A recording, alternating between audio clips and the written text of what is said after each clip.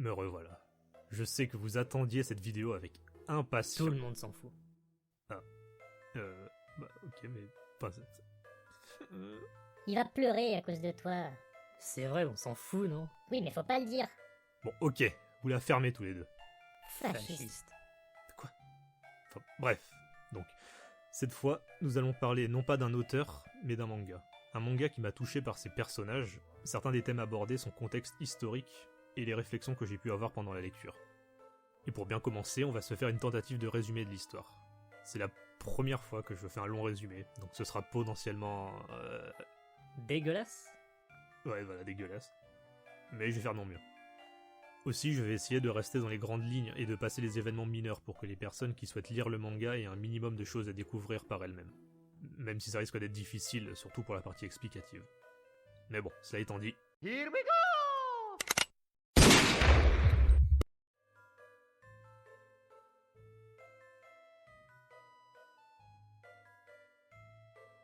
L'histoire commence de nos jours, en Allemagne, et je vais arrêter ça tout de suite. Donc, l'histoire commence de nos jours en Allemagne, avec la découverte d'une vierge de fer dans le Rhin. Vierge de fer dont l'œil droit est balafré, et dans laquelle sont gravés ces mots. In Erinnerungen das Blühwergier was... Ok, j'y arriverai pas. En mémoire du sang versé au partage des eaux. Flashback d'environ 470 ans. On se retrouve en 1542 dans le Saint-Empire romain germanique, où l'on va suivre la vie d'Ella Kolwitz, une petite fille d'une famille pauvre vendue par ses parents, pensant qu'elle serait habitée par le feu, et par conséquent dangereuse. Ce qui est confirmé par un piège élaboré retrouvé sous le lit d'Ella, piège qui lui servait à tuer les rats qui graillaient allègrement les pieds de son frère la nuit d'avant. Après s'être enfuie, elle est recueillie par Angelica, une sage-femme qu'elle finira par considérer comme sa mère. En parallèle, nous suivons l'inquisiteur Wilk à la recherche d'une vierge de fer qui aurait été volée lors d'un pillage à Rome, et qu'il voudrait récupérer, car selon lui sa véritable place sera au sein de l'ordre du Claustrum, et surtout auprès de sa grande maîtresse. 7 ans plus tard, Wilk finit par frapper à la porte d'Angelica, non pas pour des histoires de vierge de fer, mais pour des accusations de sorcellerie, qu'elle finira par reconnaître après avoir été torturée. Elle est finalement condamnée au bûcher, le jour même, sous le regard d'Edelgard, la grande maîtresse de l'ordre, de la population, et de sa fille impuissante. Au passage, j'adore la tête d'Edelgard pendant qu'Angelica se fait torturer. M'en bats les couilles. M'en bats les couilles. M'en bats les couilles. Rien à foutre. Et là, quant à elle, après avoir été attrapée, est envoyée au couvent du partage des eaux, un lieu où sont envoyées les filles de sorcières pour les réhabiliter, en se promettant d'éliminer les responsables de la mort de sa mère, et notamment Edelgard, au détriment des enseignements d'Angelica. Peu après son arrivée au couvent, elle sympathise tour à tour avec Kaja Simmel, ou est-ce Kaja Simmel, ou Kaya, ou Kara. On va rester sur Kaja si tu veux bien. Mais je le veux bien. Elle sympathise donc avec Kaja Simmel, une Romanie entrée de son plein gré au couvent, et Hilbarchette, une fille fragile qui se fait souvent réprimander. Défoncée même. Elles sont les premiers membres du petit groupe de résistance qui se formera après qu'elles aient découvert que les repas contiennent une drogue qui rend les pensionnaires du couvent plus dociles avec le temps. Pour éviter d'être empoisonnées, elles se mettent d'accord pour aller vomir tous leurs repas, et devront donc par la suite chercher leur propre nourriture toutes les nuits. Entre-temps, les moniales apprennent aux novices qu'au terme des 3 ans, les 5 d'entre elles à s'être le plus distinguées auront une place privilégiée au sein de l'ordre, et recevront une bague de la main d'Edelgard en personne. Faire partie des élus devient alors l'objectif suprême d'Ella, qui compte assouvir sa vengeance le jour fatidique de la remise des bagues. Plus tard pendant la nuit, Ella et Kaja, ne trouvant aucun moyen de sortir pour chercher de la nourriture, repèrent une autre novice de première année, se trouvant à l'extérieur. Après avoir découvert son identité et l'avoir mise au courant de la drogue dans les repas, elle sera intégrée au groupe, et permettra aux autres d'emprunter le passage caché dans sa chambre qui mène à l'extérieur. Elles finiront par découvrir un ancien puits asséché au beau milieu de la forêt qui leur permettra de faire un feu en toute discrétion. Les jours passent, et une nuit, alors qu'elle regagne sa chambre, Ella est subitement capturée par plusieurs filles de 2e année qui, l'accusant de rébellion, l'enferment dans une cellule souterraine, non sans l'avoir joliment amochée. Ah, ça fait pas du bien ça. Mais ce qu'elle ignore, c'est que toutes les novices de première année sont concernées, et qu'il s'agit d'une épreuve dont le but est de déceler les potentielles dissidentes. Au cours de l'épreuve, 3 de nos 4 protagonistes, Thea, Katja et Hilde, sont aidés par une surveillante de 2e année, Cordula von Stein, qui est au courant de leurs agissements et qui rejoindra le groupe par la suite. Elle choisit de ne pas aider Ella, car ayant été dans une situation similaire à celle de nos résistantes, mais au sein d'un groupe de 5, elle est certaine qu'une survie à plus de 4 est impossible. L'épreuve arrive finalement à son terme, et les mères apprennent aux ex-prisonnières que le résultat lors des épreuves influera sur le choix des 5 élus, en plus du comportement au quotidien bien entendu. Et on apprend donc qu'Ella est en tête de ce classement provisoire. Durant l'épreuve, on apprend que la situation est tendue du côté du Vatican, qui est en plein vote pour autoriser, ou non, le Claustrum à avoir un droit d'accès total à sa bibliothèque. Vote qui ce coup-ci n'aboutira à rien.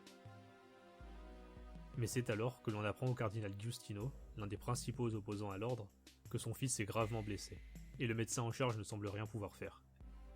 Edelgard, elle, semble avoir les outils nécessaires pour le sauver, ce qu'elle fit grâce à un ancêtre de la transfusion sanguine. Suite à cet événement et au discours d'Edelgard sur le danger de la connaissance si elle tombe entre de mauvaises mains, et de son rôle salutaire entre de bonnes, les siennes, le vote de Giustino en défaveur de l'ordre n'est plus du tout une évidence. Et en effet, le Claustrum finit par obtenir le droit d'accès total à la bibliothèque du Vatican. Edelgard a maintenant entre les mains une source colossale de savoir en tout genre. De son côté, Die Widerstand finit par trouver une solution pour pouvoir se sustenter malgré leur surnombre, et trouve une nouvelle cage pour passer l'hiver, leur puits ayant été inondé par une pluie torrentielle, et leurs vivres emportés. Le temps a passé et nos protagonistes sont maintenant en 2e année. Katja est désormais surveillante, et Ella chargée des exécutions. Peu de temps après le début de l'année, Cordula va être confrontée à la 12e station, une isolation sensorielle censée provoquer une hallucination qui a pour cause de renforcer davantage la docilité, mais ayant trouvé un stratagème, elle s'en sort mentalement indemne. À la suite de l'épreuve, elle et 5 autres 3e années sont amenées auprès d'Edelgard, et étant de potentiels élus fidèles, elle leur révèle le plan secret de l'ordre, déclencher une épidémie sur une île isolée mais peuplée, appelée l'île aux brebis. Et plus largement, comme on l'apprendra plus tard, l'objectif suprême du Claustrum est de causer le jugement premier, qui consiste à répandre des épidémies dans toute la chrétienté à chaque insurrection protestante. Maquillée en châtiment divin, ces maladies pourront être traitées par l'ordre grâce à sa médecine avancée, qualifiée de miraculeuse, et ainsi rallier à sa cause les catholiques comme les protestants, en apaisant la, entre guillemets, fureur divine. Ou en latin. Merci Nergal. Malheureusement, les moniales se rendent compte de la ruse de Cordula, et accusée d'apostasie, elle est mutilée et jetée au cachot. Elle est finalement exécutée après avoir communiqué le plan de l'ordre à Ella, qui se trouvait à l'extérieur, et éliminé la gardienne qui l'avait repérée. Après avoir fui, Ella annonce la triste nouvelle à ses compagnes, et se font la promesse de prévenir elle-même les habitants de l'île, ainsi Cordula ne sera pas morte en vain. Elle met donc rapidement sur pied un plan d'évasion, qui à cause des circonstances ne pourra permettre qu'à Hilde de s'échapper. Pendant sa fuite, qui se fera par un canal à l'aide d'une tenue de plongée, Hilde est mise à mal par Crime Hilde, qui n'est pas en évolution, mais une immonde sale Méchante. qui tente de l'asphyxier. Et Ella, s'interposant pour sauver son amie, finira inconsciente et avec un œil blessé. À la suite de cet événement, Hilde sera laissée pour morte et Katja partira en mission aux côtés de l'une des mères. À présent, Ella et Thea ne peuvent plus compter que l'une sur l'autre. 1 an et demi passe. Désormais, en 3e année, Thea se montre plutôt protectrice vis-à-vis des novices de première année. Ella, elle, est maintenant un élément très estimé du couvent, allant même jusqu'à inspirer la crainte de par son rôle de bourreau et sa réputation d'être impitoyable. On apprend d'ailleurs qu'elle fait officiellement partie des 5 élus, sur recommandation d'Edelgard en personne.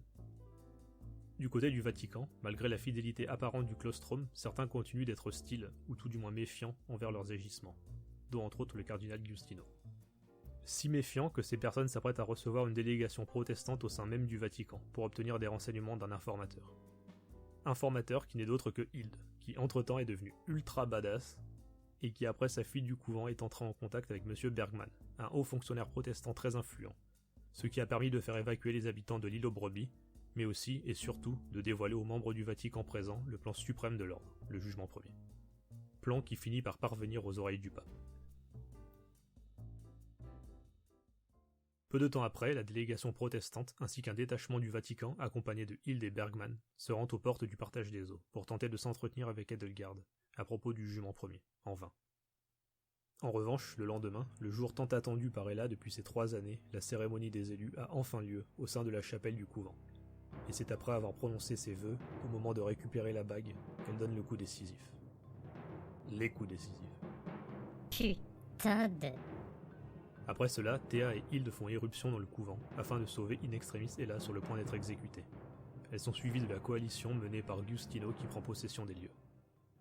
Quelques années plus tard, alors que le démantèlement du claustrum touche à sa fin, Sibylle, une ancienne pensionnaire du couvent, accompagne un petit groupe chargé de livrer la Vierge de Fer jusqu'à l'embouchure du Rhin, d'où elle sera envoyée pour le Nouveau Monde. Non, pas celui-là. Merci bien. Vierge de Fer qui arbore désormais les traits d'Ella, certains membres de l'église ayant voulu créer une légende autour de la chute d'Edelgard. Chose qui ne se fera jamais, car Sibylle, étant une ancienne rivale d'Ella, refuse de la voir être honorée de quelque manière que ce soit, et décide donc de mettre la Vierge de Fer à l'eau, où elle sera retrouvée quelques 470 ans plus tard. La boucle est bouclée. Je laisse à celles et ceux qui veulent lire le manga le plaisir de découvrir la petite conclusion qui montre ce que nos héroïnes deviennent quelques années plus tard.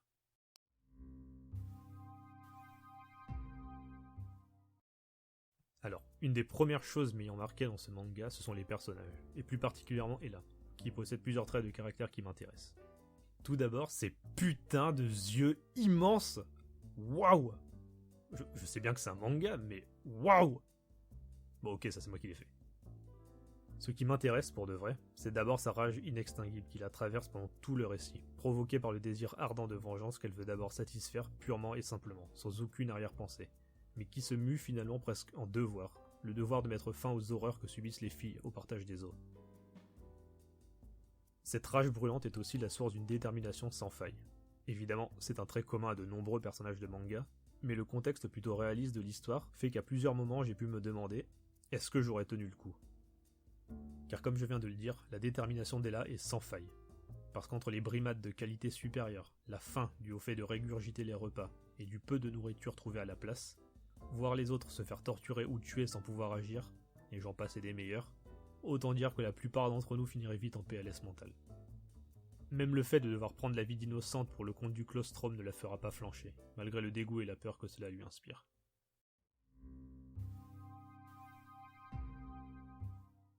Bien, maintenant rentrons dans le vif du sujet, avec un autre aspect intéressant de la personnalité d'Ella, son rapport à la religion. Parce que oui, vous ne l'aviez peut-être pas remarqué, mais ce manga parle aussi de religion. Non. Et si. Eh ben ça, incroyable. On croit tout savoir et bam! En effet, Ella a une approche sceptique de la chose religieuse. Sceptique dans le sens du scepticisme rationnel, qui est différent du scepticisme philosophique de Pyrrhondélis, qui est, je cite Wikipédia, une philosophie et une méthode grecque antique qui compare et oppose toutes choses afin d'atteindre la tranquillité de l'âme. Par exemple, le sceptique pyrrhonien dit que rien n'est vrai, ni faux, ni vrai et faux à la fois, et pas même cette dernière phrase, car elle s'oppose à elle-même. Le scepticisme rationnel, lui, se définit entre autres par le refus de toute affirmation sans preuve empirique, et par l'usage de la pensée critique et de la méthode expérimentale afin d'affirmer l'existence de phénomènes paranormaux. Et plusieurs fois au cours de l'histoire, Ella utilise une méthode d'investigation assez proche de la démarche scientifique, qui est illustrée ici sous The Ébahis.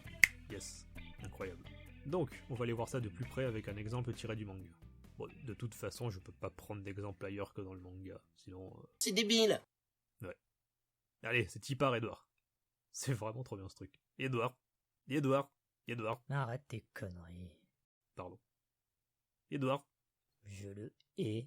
Un jour, mais je vais Ok. Donc un soir, pendant l'office, l'une des mères annonce que 2 novices se sont enfuis, et laisse comprendre qu'elles ne seront pas recherchées. Le lendemain, les premières années sont conduites à l'une des parois de l'immense mur d'enceinte du couvent, au pied duquel se trouvent les corps des 2 fugitives. On leur explique alors que toutes les fuyardes finissent inévitablement par être attirées par la croix, au sommet du mur, et viennent mourir devant elles. Ce phénomène serait donc miraculeux. Et là, en bonne sceptique, préfère chercher une explication plus prosaïque. Et c'est là que la démarche scientifique entre en jeu. Premièrement, Ella mange une tête de rat. Ah, non. Non. Trompé de page. Ok, on reprend. Premièrement, la découverte. Ella observe le phénomène en question. Deuxièmement, l'enquête. Ella s'interroge sur la nature du phénomène observé. Troisièmement, l'hypothèse. Ella fait un certain nombre de suppositions en s'appuyant sur ses observations, ses interrogations et les possibilités. La 4e étape est un peu particulière. Ella n'ayant pas encore la possibilité de sortir librement, elle ne peut pas aller vérifier elle-même ses hypothèses. Ce sera donc à Théa de s'en charger. Ce qui correspond également à la 5e étape, la validation. Ella demande à une autre personne d'expérimenter le phénomène, toujours en prenant en compte ses précédentes hypothèses et interrogations. Et enfin, 6e, la récompense entre guillemets, l'hypothèse établie s'est révélée exacte au vu des observations. Et là, à vue juste. On ne parlera pas de la publication pour de raisons évidentes, mais on peut voir que la démarche est plutôt bien respectée, et lorsqu'Ella n'est pas en mesure de vérifier, elle préfère soit douter en privilégiant l'hypothèse prosaïque, soit dire, d'une manière ou d'une autre, qu'elle ne sait pas. J'ai à un moment été tenté de me dire que la position d'Ella était assez proche de l'athéisme, mais je me suis finalement rendu compte que ce n'était pas exactement ça. D'ailleurs, à cette époque, l'athéisme tel qu'on le définit aujourd'hui était rare, alors que la pensée sceptique a justement connu un renouveau à cette période, le XVIe siècle. Les idées moyenâgeuses étaient de plus en plus remises en cause. Michel de Montaigne, par exemple, parle d'un scepticisme basé sur l'ouverture d'esprit et le refus de toute certitude. Des découvertes comme l'héliocentrisme incitent les penseurs à se méfier des idées reçues ou de leur sens. L'héliocentrisme, c'est une théorie qui supporte d'abord l'idée que le Soleil est le centre de l'univers, et non la Terre, comme il était courant de le penser, puis plus tard le centre du système solaire. Freud qualifiera cette découverte de blessure narcissique. La Terre n'est pas au centre de l'univers, l'être humain n'a pas de place privilégiée. À cela s'ajoutent les grandes découvertes et les récits de voyage des explorateurs qui élargissent encore la vision du monde, et font se questionner les Européens de la Renaissance sur la nature humaine et sur le monde en général. Grâce à la découverte notamment de nouvelles cultures, religions et croyances des peuples d'Amérique, d'Afrique, d'Asie et d'Océanie.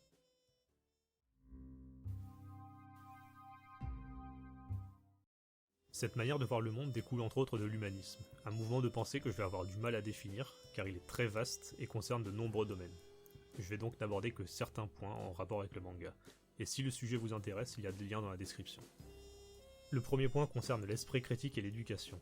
Pour les penseurs humanistes, les notions d'éducation, de savoir et de culture, ainsi que leur diffusion sont essentielles, car elles permettraient d'atteindre un de leurs idéaux, à savoir une humanité meilleure.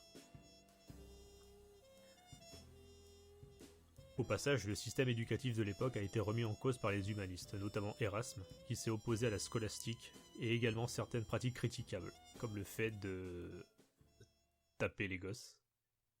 Et oui, effectivement, on peut en débattre. Mais bon, si on est honnête, c'est pas si... D'ailleurs, Erasme recommandait la formation de l'esprit critique par le biais de l'éducation et de la lecture des textes antiques, que les humanistes prenaient comme une référence en termes de valeurs. Dans cet esprit de liberté, certains se sont même permis de lecture critique des textes sacrés, sans pour autant rejeter leur foi chrétienne, notamment les défenseurs de la réforme, dont on parlera après. Le deuxième point concerne la notion de libre arbitre et le rejet d'une certaine providence. Les humanistes pensent que l'humain possède des facultés intellectuelles quasi illimitées, et sont de ce fait en mesure de maîtriser le cours de leur existence sans besoin de se référer à une force extérieure supérieure de quelque nature que ce soit. Erasme, encore lui, de son côté soutient le libre arbitre qu'il entend comme la responsabilité de l'homme devant Dieu concernant ses actes. On peut donc encore observer qu'il ne s'agit pas d'un reniement de la foi. Comment cela se traduit-il dans notre histoire ? Déjà, la notion de savoir et d'éducation sont presque omniprésentes. Angelica qui est sage-femme et guérisseuse, qui a transmis ses connaissances à Ella, Katja qui apprend à lire en autodidacte, nos résistants qui unissent leur savoir pour plus d'efficacité, ce qui a été déterminant dans leur survie, les parents de Hilde qui étaient imprimeurs, le souhait d'Edelgard d'accéder à la bibliothèque du Vatican, les érudits à son service, etc. Et bien souvent ces connaissances sont utilisées à bon escient, pour se nourrir, pour sauver des vies, ou tout simplement élaborer des stratégies pour survivre dans ce milieu impitoyable qu'est le couvent du partage des eaux. Malheureusement, contrairement à ce que pensaient les philosophes humanistes, il est difficile de croire que tout le monde est bon par nature. Car même si l'objectif final d'Edelgard est louable en soi, elle désire un monde libéré de la guerre, du vol, du meurtre, etc. En somme, un monde libéré du mal. Mais pour atteindre cet idéal, on ne peut pas dire qu'elle utilise le savoir de manière très positive, et elle entre même en contradiction avec son but ultime. Rappelez-vous du jugement premier. C'est pas très Charlie. Et c'est sans parler des horreurs du couvent, entre le contrôle mental par le biais de la drogue et la torture psychologique ou physique à l'aide d'instruments chirurgicaux. Décidément, l'humain sait vraiment exceller dans le meilleur comme dans le pire. Vous êtes absolument terrifiant. Je suis bien content d'être un loup. J'ai dit qu'on faisait des trucs bien aussi. Ah ouais, comme quoi ? La médecine déjà. En fait, vous vous entre-déchirez la gueule et vous vous rafistolez après. Il y a aussi les maladies qui nous déchirent la gueule. Ok, quoi d'autre ? Devil May Cry 5. Ah ouais, Oui. j'avoue. Oui, bien vu. Pas mal. Vous n'êtes peut-être pas si récupérable finalement. Eh bah attends. Je récupère ça. Le point de vue d'Edelgard vis-à-vis du savoir est assez intéressant, car même si elle le considère comme étant salvateur entre ses mains, son véritable avis est qu'il perd les individus, et que l'ignorance et la peur du divin seraient les meilleures choses possibles. Elle n'a donc aucune confiance en la nature humaine, et pense que les gens utiliseront nécessairement leur connaissance pour le pire. Ce qui est l'exact opposé de la pensée humaniste. En ce qui concerne la notion de libre arbitre, elle traverse également l'histoire du début à la fin, et plus particulièrement le déni d'une certaine prédestination. C'est d'ailleurs de cela que découle une partie de la détermination d'Ella. Sa manière de penser que l'espoir ne peut venir que de nous-mêmes montre une forme de rejet d'une quelconque providence. Ella n'est d'ailleurs pas la seule à raisonner de cette manière. On a pu voir par exemple Kadja tenir un discours proche, Cordula également. Mais Ella reste évidemment la meilleure représentante de cette manière de penser qui ira jusqu'à inspirer et redonner courage à ses compagnes en proie au désespoir et au doute. A l'inverse, du côté du claustrum ou des membres du Vatican, cette providence est complètement acceptée, logiquement, puisqu'il s'agit là d'ordre religieux. Même si, comme on l'a vu avant, le rejet de la notion de providence n'est pas forcément synonyme de rejet de la foi, même si cela a pu créer des polémiques, comme entre Luther et Erasme par exemple. C'est tout? J'ai pas grand chose d'autre à développer en fait. Il faut lire le manga pour le ressentir. Je pourrais ajouter que les membres du claustrum ont l'air d'avoir autant foi en Edelgard qu'en leur dieu, si ce n'est plus, comme peut en témoigner leur réaction après sa mort. Réaction que je ne vous montrerai pas, vous la découvrirez par vous-même. Mais qui pose malgré tout des questions sur la notion de foi quand des personnes placent leur destin entre les mains d'une personne physique plutôt qu'entre celles de leur dieu, dans lequel elles croient malgré tout, et que cette personne physique a, elle, bel et bien remis son destin entre les mains de ce dieu susnommé et qui pense que ce dieu l'approuve quoi qu'il arrive et qu'elle a reçu de lui une mission particulière. Mais c'est un peu hors sujet, alors on va y réfléchir tous et toutes de notre propre côté si vous le voulez bien. Et si vous le voulez pas bien, c'est pareil. Ok.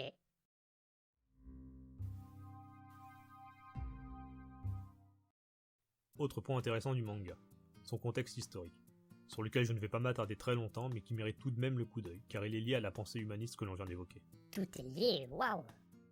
Ouais, c'est comme si ça avait été prévu à l'avance. Incroyable. Cela aurait-il été orchestré? Et quel est ce fameux contexte? Eh bien, ce contexte, c'est la réforme protestante. Et avant tout, je vais essayer de résumer rapidement ce qu'est cette réforme. Ok, alors, la réforme protestante a été initiée par le moine Martin Luther, Packing, en 1517, qui critiquait notamment le commerce des indulgences opéré par l'Église catholique, ce qui est en gros la possibilité d'acheter l'acquittement pour ses péchés et ainsi passer moins de temps au purgatoire. C'est genre un ticket coup de fil pour le paradis. Les indulgences pouvaient soit s'acheter avec de l'argent, soit par des actes, comme des pèlerinages. Mais surtout avec de l'argent.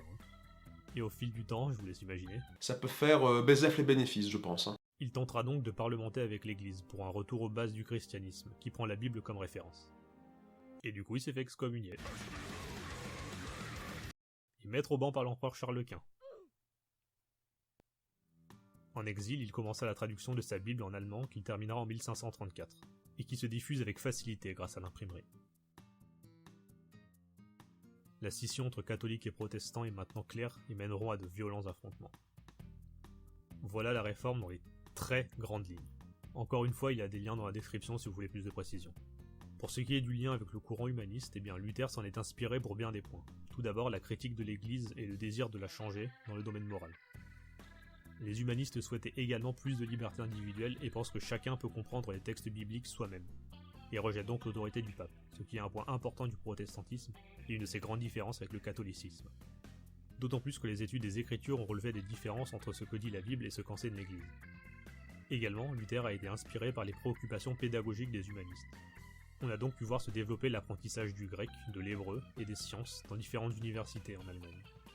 On peut le voir, la réforme doit quand même beaucoup à la pensée humaniste. Au passage, la chasse aux sorcières qui est le point de départ du manga est une des conséquences des tensions entre catholiques et protestants. Je suppose que dans un tel climat d'incertitude, il faut toujours des boucs émissaires, d'un côté comme de l'autre. D'ailleurs, les humanistes n'ont quasiment pas condamné la chasse aux sorcières, contrairement à ce qu'on pourrait croire. Henri Corneille Agrippa de Nettesheim fut l'un des rares à s'y opposer. Comme quoi. Et enfin, dernière chose qui m'a intéressé dans ce manga, après je vous fous la paix, c'est une réflexion. Une réflexion sur la valeur d'une vie humaine. Et surtout une question, est-ce que le meurtre est pardonnable et ou acceptable dans certains cas? Alors ne vous attendez pas à une réponse de ma part, ce n'est pas le but. Et on a tous des aspects de notre morale qui divergent plus ou moins fortement, en fonction de nos vécus, de notre éducation, de notre idéologie, etc. Même si je pense, j'espère, que tout le monde est d'accord pour dire que condamner une femme à la torture et à la mort sur de simples rumeurs, C'est pas cool. mais qu'en penser dans certains cas bien plus ambigus. Par exemple, quand au début de l'histoire, Ella tente de noyer Hans, un garçon de la bande d'enfants dont elle fait partie. On est évidemment tenté de se dire que c'est inacceptable. C'est inacceptable. Ta gueule. D'autant plus que c'est un enfant. Bon, et là aussi à ce moment, mais bon. Mais elle part du principe qu'au long terme, ce genre d'individu finira par détruire la cohésion sociale et créer un climat de peur. D'ailleurs, Hans, qui n'aime pas Ella, car elle est nouvelle, finira par dire que si quoi que ce soit de mal lui arrive, ce sera forcément de la faute d'Angelica, et qu'il ira la dénoncer au prêtre local pour la condamner au bûcher. Et à cette époque, il ne vaut mieux pas prendre ses menaces à la légère. Difficile donc d'être catégorique, d'autant plus qu'Hans a des parents, des amis, et peut-être des frères et sœurs. C'est ce qu'Angelica explique à Ella d'ailleurs. Autre exemple, lorsque Katja étrangle Kriemhild. Est-ce immoral? Elle n'a jamais tué directement. Elle a dénoncé, étant enfant, les parents de Katja qui étaient entrés dans une ville et qui n'avaient rien à se reprocher, mais qui ont quand même été tués par la garde. Et elle a tenté sans succès d'asphyxier Hild lors de sa fuite. On pourrait dire que la mort est excessive, mais même si Kriemhild n'a jamais tué de ses mains, elle reste prête à le faire ou à cautionner la mort d'innocents au nom de sa morale douteuse. Et là encore, je trouve sa morale douteuse parce que je n'ai pas le même point de vue. Vous voyez à quel point ça peut être délicat. Néanmoins, les paroles de Katja lors de cette scène m'ont marqué, et je vais me permettre de les reprendre telles quelles. Loin de moi l'idée de justifier quoi que ce soit, mais ça m'a fait cogiter. Les gens comme Kriemhild peuvent balayer en un instant ce que d'autres ont eu tant de mal à bâtir. Celles qui ont gardé une main sur leur conscience ne peuvent pas l'emporter contre celles qui ont les deux mains libres. Des centaines d'années ne suffiraient pas à rééquilibrer un combat aussi inégal. Le manga possède bien d'autres cas différents de cela. Je vous laisse les découvrir par vous-même et faire vos propres réflexions. Voilà, et ben c'est la fin. Je sais pas faire de bonnes conclusions, donc je vais juste conclure. En tout cas, j'espère que ça vous a plu et que vous avez trouvé ce que j'ai dit pertinent, pour les personnes qui ont déjà lu le manga tout du moins. Quoi qu'il en soit, moi j'ai appris pas mal de choses en faisant la vidéo, et pour les personnes qui ne l'ont pas lu, j'espère vous avoir donné envie de vous y intéresser, et que vous aurez autant de plaisir que moi à suivre Ella dans sa furieuse quête de vengeance et de justice dans ce putain de monde impitoyable. All I want is